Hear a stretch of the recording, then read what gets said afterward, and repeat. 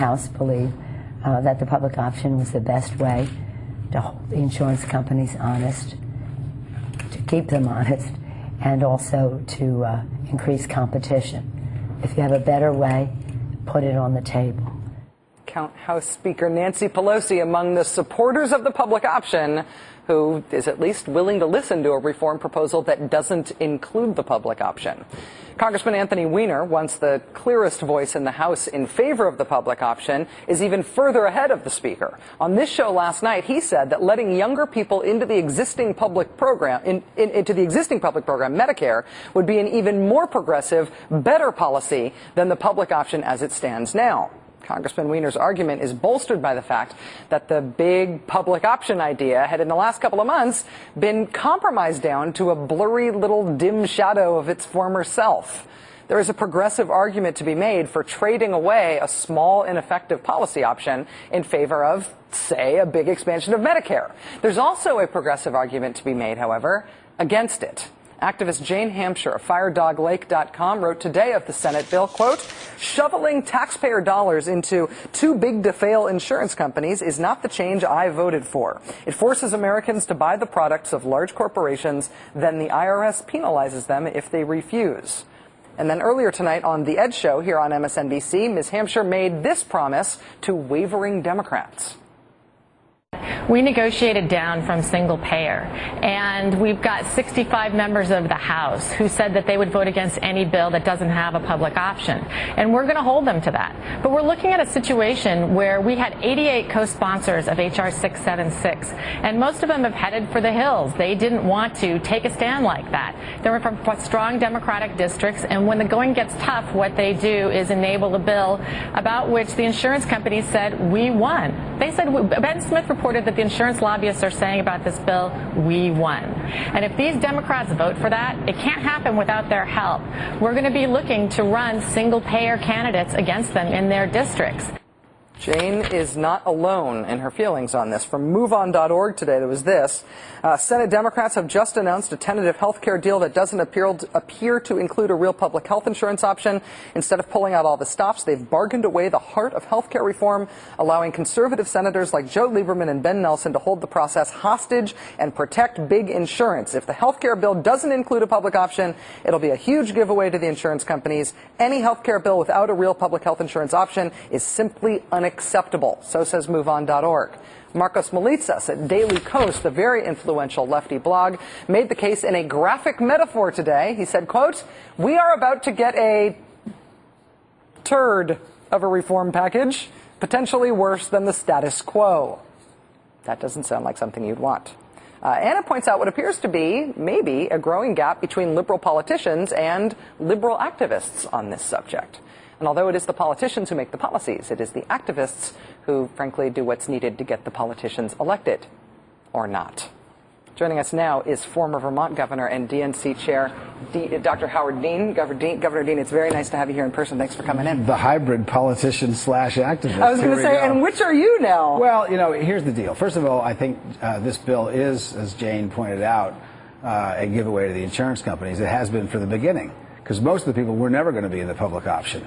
So it's a giveaway to the insurance companies. Anything but a single payer is a giveaway to the insurance companies, plain and simple. Secondly, the Senate bill really does advance the ball. First of all, Medicare is the system they always should have used. There's no point in having two bureaucracies instead of one. Somebody mentioned the I forgot, 776 or whatever it is, Conyers bill for the single payer. Well, that was an expansion of Medicare. This is an expansion of Medicare. The issue is, this is an expansion of Medicare that only goes down to age 55.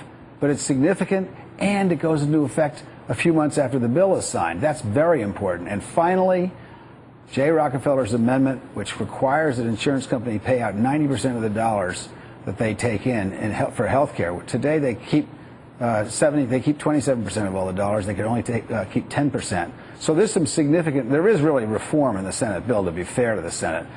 The House bill, of course, covers more people. It's more affordable. Hopefully these things will be melded. But the idea of using Medicare is a huge step forward, And Rockefeller's restrictions on the insurance company is a huge step forward. In terms of the negotiations here, in terms of the worry about what giving up the public option is going to do, I know the process here is sort of push me, pull you a little bit. We don't exactly know even what has been given to the CBO. We don't exactly know we're going to get a CBO score. We don't exactly know what's going to be the final bill that's going to be voted on. But is it right to worry that by conceding the public option right now without assurances that the Medicare thing is going to happen, liberals could be giving away something important to them for a promise rather than an agreement? Yes, and the House is the safety valve for that, because if the Senate reneges, if the four people who, or whatever it was, the number of the moderate, quote-unquote moderate Democrats renege on their agreement, the whole thing is off. There's no necessarily support for the progressive community. What I've told folks, and I've spent a lot of time talking to some of these folks that are doing this, is look, don't double cross us. Don't lead us down the garden path and hang us out to dry, because if you do, we're going to be gone and we'll never come back. And then all the things that Jane predicted are going to happen. Right now the Democratic core base, and we're not talking about the left wing or the progressive, we're talking about 70% of the Democrats are demoralized by what's going on in health care. And that's going to affect everybody, whether you're Ben Nelson or whether you're Sherrod Brown. And it's going to cost us a heck of a lot of seats in 2010. Is that why the timing is so important, that something happens and goes into effect in 2010? Well, that's right. There's two reasons the timing is important. Some has to go into effect in 2010 for two reasons. One, it's the moral thing to do. Two, it counteracts the Republican propaganda. The Republicans can tell as many lies as they have been for that last year about this bill as they want, but if it actually is in effect, suddenly some of these neighbors are going to say, well, I've been in the program for 6 months. I guess I haven't been called to the death panel yet.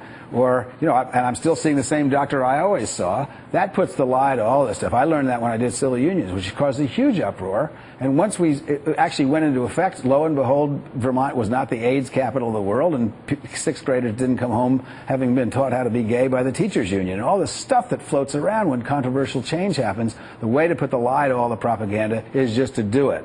And that's a really important thing. And thirdly, if this thing goes into effect in 2010, it will give us a glide path to how to do this right. I'm excited about the Senate bill. It is a lot of shortcomings, and it should insure more people and subsidize them, but it really is a breakthrough. And it does, and it sounds like what you're sort of issuing is a call for liberals who are concerned right now to stay on this, so to make sure that the heat on. I agree with Jane Hampshire, even though we don't agree with the fundamentals of exactly where we are. We need her out there. We need these folks out there pushing hard on this. We can't lose this now. Former Vermont Governor and Democratic Party Chairman Howard Dean, it's really nice to have you here in person. Thanks for coming in. Glad to be back. Your job's a lot harder than mine, I'm discovering. You did great. Don't you worry.